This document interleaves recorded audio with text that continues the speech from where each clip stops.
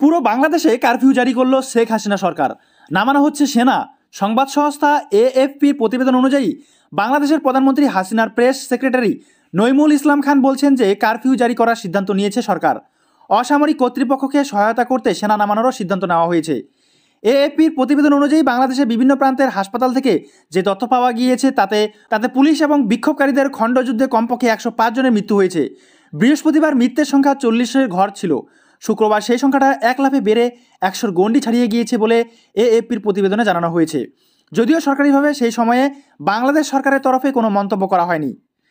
এমনিতে শুক্রবার সকালের দিকেই বাংলাদেশ রাজধানী ঢাকায় যাবতীয় মিছিল জমায়েতের উপর নিষেধাজ্ঞা জারি করে দিয়েছে পুলিশ। এএফপির প্রতিবেদন অনুযায়ী পুলিশের প্রধান হাবিবুর রহমান জানিয়েছেন যে জনগণের সুরক্ষার জন্য সেই সিদ্ধান্ত নেওয়া হয়েছে। তবে তাতে পরিস্থিতি নিয়ন্ত্রণে আসেনি। দেশজুড়ে ইন্টারনেট পরিষেবা বন্ধ থাকলেও পুলিশ এবং বিক্ষোভকারীদের মধ্যে নতুন করে সংঘর্ষের ঘটনা ঘটছে।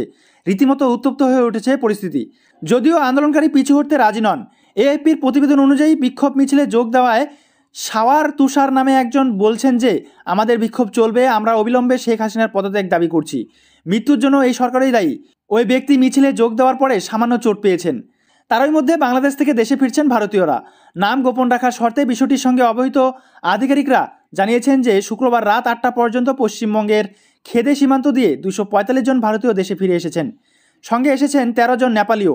সব মিলিয়ে বাংলাদেশের যে স্থল সীমান্ত পেরিয়ে 500 জনের বেশি মানুষ এসেছেন।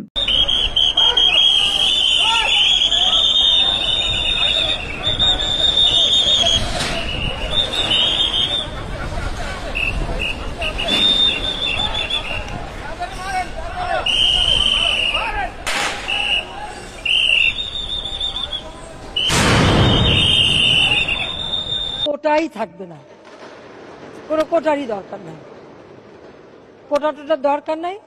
ঠিক আছে, বিসিএস যেভাবে পরীক্ষা হবে মেধার মাধ্যমে সব নিয়োগ হবে।